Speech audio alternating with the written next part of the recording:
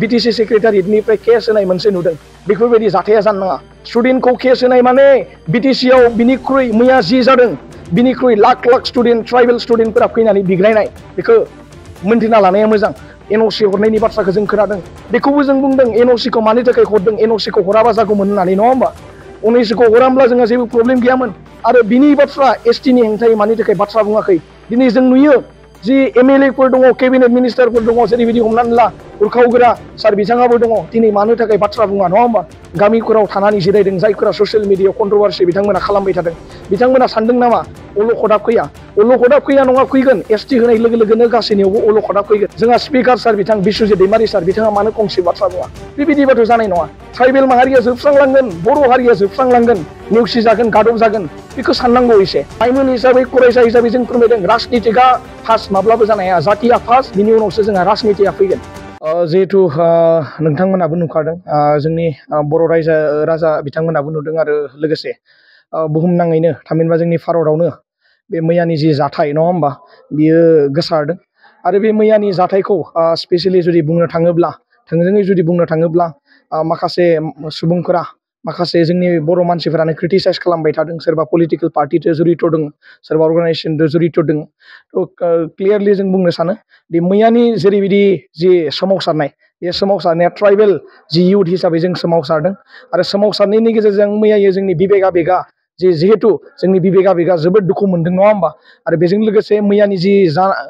जानांगौमोन जिबायदि जानांगौमोन बेबायदि जायासै माबा मोनसे जेनेब्ला हमनानै ला बुख्रुब सुख्रुब बेयावहाय माबा मोनसे थासारिया सोमजिबाय जायखिजाया जोङो जोंनिफ्राय बे मोनसे थांखिखौनो जों क्लियारलि जों लाखिबाय थादों ट्राइबेल इयुथ हिसाबै जों बेखौनो जोङो रोखा फोरमायबाय थादों जि जोंनि राजनितिक दैदेनगिरिफोरा मानो थाखाय खुगासिया दिनैसिमबो नङा होमबा गावसोरनि लाबालाबनि थाखाय बिथांमोना मानो खुगासिया जोंनि गेजेराव मानो जे 6टा जनजातिखौ ST होनायनि जि हेंथायै मानो बिथांमोना बाथ्रा बुङा दिनै सोर फैयो बाथ्रा बुंनो दिनै स्टुडेन्ट बिथांमोना गावनि फरायनायखौ गारनानै गावनि एग्जामनि डिउटिफोरखौ गारनानै बिथांमोना एग्जाम थासेयावबो फरायनायफोरखौ गारनानै बिथांमोना नुजाफैदों मानि थाखाय नुजाफैदों जातिनि सार्थनि थाखाय नुजाफैदों आरो बेबायदि जातिनि सार्थआव नुजाफैनायखौबो जोंनि बर' हारिनि रायजो राजाफोरा सोंखारिबावदों सोरबा क्रिटिसाइज खालामदों बेबायदि जानाङामोन बेबायदि जानांगौमोन बिथांमोना मानो फैया बिग्रायनो थाखाय बिथांमोनाबो फैनांगोन गामि गामि बिग्रायनायखौ बिथांमोनाबो जुरिनांगोन मानो होननानै बुङोब्ला बेयाव फरायसायाल' जि सोमावसारबा बेयाव जानाय नङा बिथांमोना सानदों नामा जायफोरा गामिफोराव थानानै जिरायदों जायफोरा ससियेल मिडियायाव कन्ट्रभार्सि बिथांमोना खालामबाय थादों बिथांमोना सानदों नामा अलखदा फैया नङा फैगोन ST होनाय लोगो लोगोनो गासैनियावबो अलखदा फैगोन बे अलखद समाव नैबे समाव जुदि सानाब्ला माब्ला सानगोन नैबे समाव जुदि जांख्रिखाङाब्ला माब्ला जांख्रिखांगोन बे बाथ्राखौथ' साननांगौ ना बेफोरबायदिखौ सानालासिनो कन्ट्रभार्सियेल माबा माबि जुदि खालामबाय थायोब्ला फरायसाफोरा दि सोमावसारनो ओंखारदों सोमावसारनायखौ बिथांमोना थुलुंगासो होनांगौ आरो बिथांमोना मानो कन्ट्रभार्सियेल बाथ्रा बुंबाय थादों जोङो ना सोरबा पलिटिकेल पार्टिजों जोङो माबा मोनसे रिलेसन दङ ना सोरबा जोंखौ थुनज्लायदों बेयाव जों क्लियारलि जों बुंनो सानो ट्राइबेलनि जेसां इयुथफोर दङ बेयाव ट्राइबेलनि जेसां लाइमोनफोर दङ सोरबा BPF फेमिलिनिफ्रायनो जा सोरबा UPPL फेमिलिनिफ्रायनो जा सोरबा BJP फेमिलिनिफ्रायनो जा जायफोर इयुथ दङ ट्राइबेल इयुथफोरा फैनानै बिथांमोना बिग्रायदों जोंबो बिग्रायदों जयैनो जोङो बिग्रायदों बे बिग्रायनायाव पलिटिकेल एलिगेसनखौ लाबोनानै मा फोरमायनो सानदों बिथांमोना थोंजोङै जों बुंदों जायफोरा BTCखौ दैदेनबाय थादों जायफोरा मन्त्रि MLA जायफोर MCLA बिथांमोना फंसेबो राव बिथांमोना बुङाखै दिनै जोंनि गेजेराव जोङो नुयो जि BTCनि गाहाय जि मावफुं सोद्रोमा सार बिथां हाग्रामा महिलारि सारनिफ्राय जोङो NOC हरनायनि बाथ्राखौ जों खोनादों बेखौबो जों बुंदों NOC खौ मानि थाखाय हरदों NOC खौ हराबा जागौमोन होननानै नङा होमबा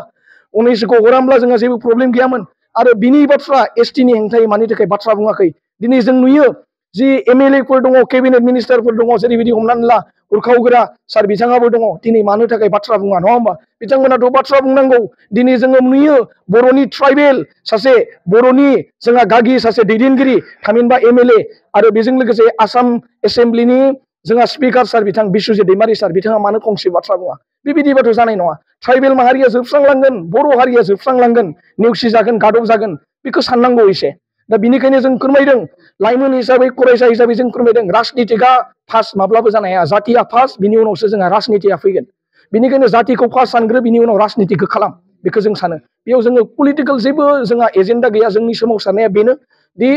एसटिया मोनद' हारिनो जि एसटि होनाय बियो थाबैनो बन्द जानांगौ आरो जोंनि जि बर'नि मान मर्यादा ट्राइबेलनि जि मान मर्यादा बियो जाहाथे थानांगौ बेखौनो जों रोखा फोरमायदों आरो आं मोनसे फोरमायबावनो लुबैदों दङ इन्टेलेक्चुयेल दङ समाज दैदेनगिरिफोर दङ जोंहा बिथांमोना मानि थाखाय ओंखारबोआखै बिथांमोनाबो सोमावसारनांगोन मानो होननानै बुङोब्ला दिनै नैबे थासारियाव जुदि सोमावसाराबा एसटि होखांनायनि उनाव सोमावसारोब्ला मा फिथाइखौ मोनगोन बेनिखायनो फरायसाफोरखौबो बिथांमोना थुलुंगा होनांगोन सापर्ट होनांगोन आरो माखासे राजनिथि दैदेनगिरिफोरा बुंदों आरो माखासे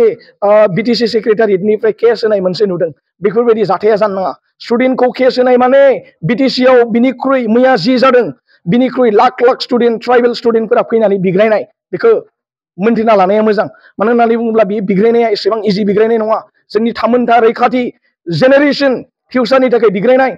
बे आइ आफानि थाखाय बियो बिग्रायनाय बियो जोंनि बर' हारिनि जातिनि थाखाय बियो बिग्रायनाय बे बिग्रायनाया गावनि पलिटिकेल लाबा लाब माबा माबिनि थाखाय बे बिग्रायनाय नङा खुनु दिन बियो जानो हाया सोरबा पलिटिकेल लिडारा जुदि लोब्बा दङब्ला बबेबा मोनसे एसटि होनायाव बिथांमोना साबधान जाना थानाया मोजां मानो होननानै बुङोबा हारिखौ अलखदाव जुदि लाङोब्ला लाइमोना बिथांमोनखौ माब्लाबो एगारनाय नङा बेखौ मोनथिना लानाया मोजां आरो बेजोंनो लोगोसे विन्टार सेसनाव जोंहा पार्लियामेन्टआव जि जोंहा पार्लियामेन्ट जिहेतु जागोन बेवहाय जोंनिफ्राय सानै एमपि दङ बिथांमोना गोख्रों रावै बिथांमोना डिबेट खालामनांगोन आरो बिथांमोना बेवहाय जोंनि जि लाइमोनफोरनि ट्राइबेलफोरनि भइसखौ बिथांमोना बेवहाय लानांगोन सिरि सिरि फैयोब्ला बेयाव जानाय नङा लाइमोनफोरा नेनानै दङ बिथांमोनाबो मा भइस होयो जोंनिफ्राय जोङो फोरमायदों बिथांमोना जोंनि ट्राइबेल माहारिनि ट्राइबेल जातिनि बर' हारिनि सार्थखौ लानानै बिथाङा मोनद' हारिनि एगेन्स्टआव बिथांमोना बाथ्रा बुंनांगोन पार्लियामेन्टआव बेखौ जों रोखा फोरमायदों आरो बिनि गेजेरजों दिनैनि जि नोंथांमोना नुबोदों जोंनि सोमावसारनाया 27 नभेम्बरनिफ्राय जोङो जि एसटिनि बिरुद्धे आसाम गभर्नमेन्टनि बिरुद्धे जों फरायसा हिसाबै जों सोमावसारदों बेयाव जोङो नट अनलि जोङो इउनिभार्सिटिनिल' नङा बिभिन्न ट्राइबेल स्टुडेन्ट एफिलिएटेड कलेजफोर दङ बिथांमोनाबो बिग्रायबायनो थादों आरो बिग्रायनाया ओरैबायदि जागोन नोंथांमोना नुगोन आरो बेजों लोगोसे आसाम एसेम्ब्लियावबो जोङो बिग्रायनो गोनां जों बायध'था जागोन आरो जन्तर मन्तराव थांनानैबो जों बिग्रायनो गोनां जों बायध'था जागोन बेखिनि खामानिखौ जों मावगोन माब्लाबो जों हारिखौ अलखदाव जों थांनो होआ आरो बिनिखायनो बुंदों जातिया फार्स्ट आरो राजनितिकआ सेकेन्ड आरो बिनिखायनो जोंनि जि बिग्रायनायखौ रायजो राजा नोंथांमोना अनसाय आरो नोंथांमोनाबो ओंखारबो नोंथांमोना जोंखौ सापर्ट खालाम आरो बेजोंनो लोगोसे आं फोरमायनो सानगोन जोंनि बर' हारियाव जोंनि बर'नि बे जायगायाव गोसोम जोमैया साग्लोबनो बारा सम गैला एसे जाखां एसे सानखां जायफोरा जोंखौ सोंखारिदों जायफोरा बुंदों एसे सानखां फिउचारखौ नाय नोंथांमोना नुगोन रोखायै जे जोंनि बर' हारिया मासिम लेभेलाव थांनो थाखाय जि नेनानै दङ आरो मासिम लेभेलाव जोंनि बर' हारिया उनफिनलांगोन दा बिनिखायनो नोंथांमोनखौ आं खावलायनो सानगोन बिग्रायनायखौ जोङो बिग्रायबाय थागोन नोंथांमोनाबो जोंखौ सापर्ट खालाम आरो पलिटिकेलनि जायफोर लिडारफोर नोंथांमोना जोंखौ समालोचना खालामनायखौ बन्द खालाम मानो होननानै बुङोब्ला जों बर' हारिनि थाखाय जों बिग्रायदों जोंनि थामोनथानि थाखाय बिग्रायदों जोंनि रैखाथिनि थाखाय बिग्रायदों बेयाव सोरबा पलिटिकेल लिडारनि थाखाय जों बिग्रायाखै नोंथांमोना गादिनि थाखाय नोंथांमोना भइस होआ जानो हागौ लाइमोन हिसाबै जोङो भइस होगोन जोंहा गिनाय जेबो गैया जोङो जातिनि थाखाय जों भइस होदों जोङो सोरबा थाखा फैसा लानानै उमुक जोंनि सार्थनि थाखाय जों बेबायदि बिग्रायाखै मोनथायनि थाखाय बिग्रायदों रैखाथिनि थाखाय बिग्रायदों थामोनथानि थाखाय बिग्रायदों बर' हारिनि थाखाय बिग्रायदों आरो मोनसे बाथ्राखौ आं फोरमायनो लुगैगोन जोंनि बिग्रायारिखौ सोरबा जुदि आखाइ होयोब्ला जोंनि बिग्रायारिखौ सोरबा जुदि एफआइआर होनानै जुदि बेबायदि केस जुदि होनो सानदोंब्ला गोजानाव था बेनिफ्राय मानो होननानै बुङोब्ला बिग्रायनाया ओरैबायदि जागोन मानो होननानै बुङोब्ला थैया जाखांदों गासैनियाबो दुखु मोनदों बिबेक आबेग गावस्रादों बेनिखायनो जाहाथे बयबो जाहाथे गोजानाव थायो आं बेखौ खावलायबाय मानो होननानै बुङोबा जोंखौ सापर्टसो खालामनांगौ नोंथांमोना बेबायदि बेरेखा जुदि खामानि मावबाय थायोब्ला मा जागोन हारिया मा जागोन बेखौ साननांगोन नोंथांमोना बेनिखायनो गुरै खावलायदों जोङो जोंनि थामोनथाय रैखाथिखौ जोङो लाखिनो थाखाय जोङो फरायसा हिसाबै जों बिग्रायदों बेखौ बिग्रायनायखौ रिसपेक्ट हो आरो नोंथांमोनाबो फै आरो जोबथारनायाव आं खावलायनो लुगैदों जोंनि फरायसा स्टुडेन्ट बिथांमोनखौ बिग्रायारि बिथांमोनखौ जेबो